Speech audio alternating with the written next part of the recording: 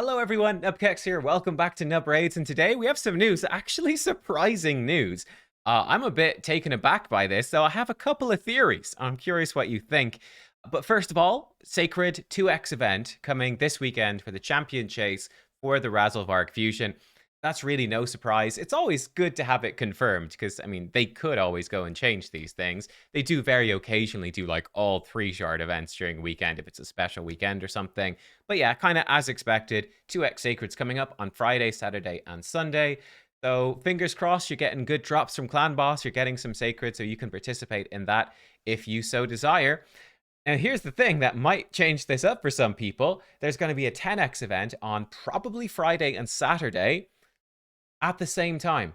A 10x event from these Sacred Shards. And also, I think, from Ancient Shards. Definitely from Sacred Shards. Which is for none other than Theodore the Savant. What is crazy about this to me is that usually during fusions, they give you pretty bad 10x events. Usually the way they do it, because it's like, you're pulling for a fusion anyway. We'll give you a fairly underwhelming 10x. We put the best 10x's on when there's nothing overlapping them. That's kind of, it's the Plarium way. It makes sense from their perspective, of course. Theodore, though, I'd say would be considered to be one of the better legendaries in the game. I think this guy is very, very highly rated. So what's going on? Why do they have a 10x for him during a fusion? I've got a couple of theories. I do have a couple of theories. I mean, if we look at his kit, first of all, why is he so good? Well, he's got an AoE A2, 3-turn cooldown, puts out 2 poisons and poison sensitivity, and also increased speed on your whole team. Then his A3 comes in on a 3-turn cooldown when booked, increases all those poison durations, and then instantly activates them. And it, by the way, it does the same thing for HP burn. It can do weaken if they aren't under this stuff, which is going to be fairly unusual, maybe in Hydra. That's about it. He has an AoE with decreased speed on his A1. Bonus resistance for poisons here and bonus accuracy here. What makes him so strong is you go into like something like the Dragon Dungeon and he can really build up poisons on everyone and then keep exploding them, and he just snowballs, and he can farm that dungeon, the normal mode of the dungeon, extremely quickly, and he's extremely good even for Hard Dragon as well. That's sort of like theory number one here that I have, is that Theodore the Savant, I guess, a couple of months ago, this would have been absolutely mind-blowing because at the time he was like best in slot for Spider, for Spider normal 25, Dragon normal 25, even Ice Golem normal 25, I'm pretty sure as well. Like 3 out of the he's even really good, I think, for Fire Knight. All of those dungeons, this guy was absolutely insane. When we jump over to the hard mode dungeons, I still think he's really good, but not as good, right? So in Spider, the HP burn explosion is not quite as strong, but still viable. So he's still good there. But I mean, you can do max HP nuke teams with like a reset or something, and you can still make it work. So I think he's not as good. He's not as important for hard mode Spider as he would be for normal mode Spider 25, For Dragon, he's still really good, but I think Staltis Dragonbane is now the better champion for speedruns. You do like Seer with Staltis.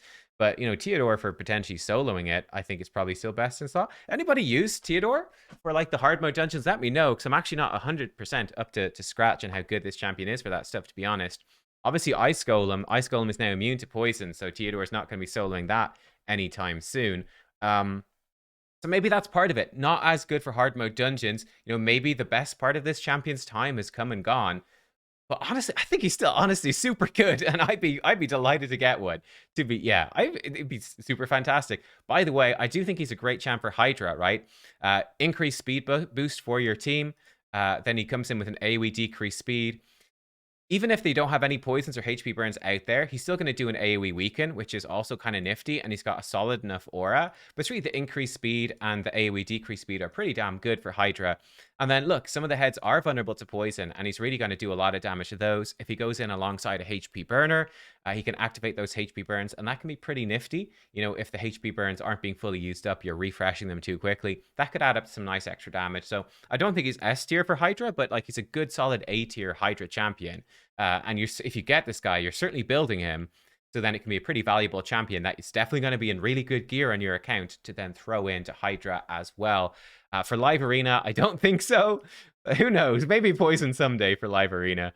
They want it to be the case with that blessing, right? That makes poisons better, but I don't think so. But yeah, Theodore in a 10x. What is your plan? My plan is really unchanged, which is I'm going to go in and I'm going to pull enough shards. Really, well, my plan is, let me be more specific. My plan is to go in and to really burst the next few events on probably on Friday, try burst them down over the weekend as quickly as I can. And I'm going to try to fuse up 3 of these epics during the champion chase.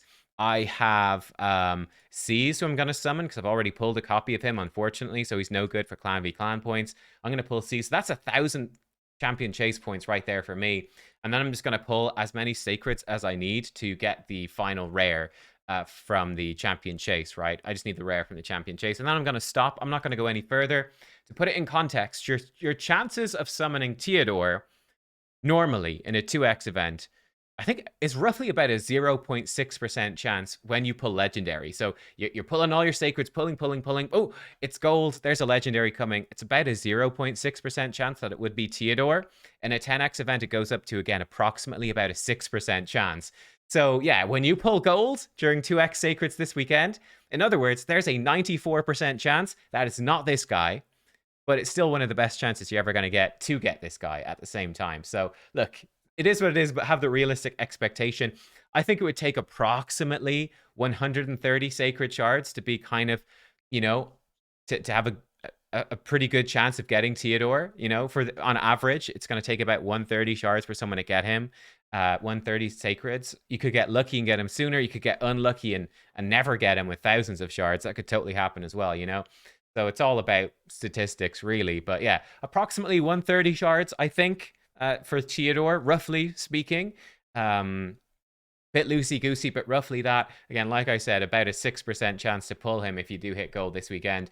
Are you going to go for it? What are you planning? Like I said, I'm planning to just do the event as I normally would, but if Theodore pops out, I'll be very happy. Guys, thank you for watching. I hope you enjoyed. I will see you all next time. Goodbye.